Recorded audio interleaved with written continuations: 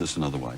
We've laughed about the political analysis of Tony Benn, who says that every politician in the world, irrespective of party, irrespective of political system, can be put into one of three categories: fixers, straight men, or maddies. Fixers, Graham Richardson, Bob Hawke. Neville Wran, I guess. Straight men, George Bush, John Major, John Cain, Bannon, etc.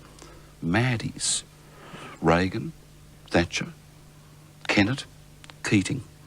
Now, when I first described you as a maddie in a newspaper column, you weren't in the slightest insulted. You thought that was right. I took it as a compliment, yeah. Why? Well, I think that, we're only on the stage a certain time. We are possessed of the wish to do good works.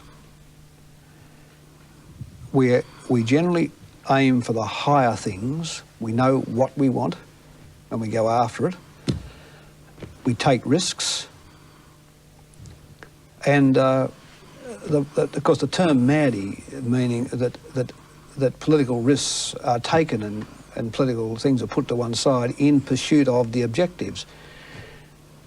I think that's the only way to live a political life. To live safely. What's the point of living safely? It's interesting, isn't it, that it often engenders as much affection as hostility. You look at Jeff Kennett, who again and again shoots himself in the foot, slaps himself in the face with the custard pie, but actually builds up a relationship with the electorate, which overwhelms even party differences after a while. Yes, it does, and there's much to be admired about Jeffrey. But if you take Reagan as a different case in point, Reagan knew none of the questions, but he had some of the answers.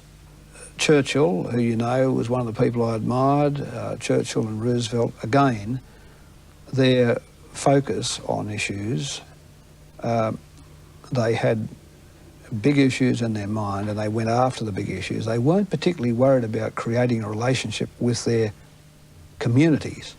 Churchill wasn't? No, I don't think Surely so. as wartime Prime Minister, that was one of his primary functions. Yes, it was, but it came out of his conviction that Hitler was a criminal. You know, and in the 30s when he was going to the House of Commons in the evening making speeches about Hitler and fingering him as a criminal and talking about the lack of preparation by Britain, and he was the brunt of the jeers of the Tory young MPs sitting in Winston's back inn, let's come and have some fun, while he made his speech.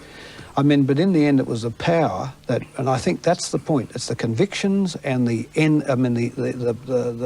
policy objectives and the conviction that matters, is not the modalities. You know, whether you slap yourself in the face with a pie or, it doesn't matter. It's about whether you mean it and you're going to go after it.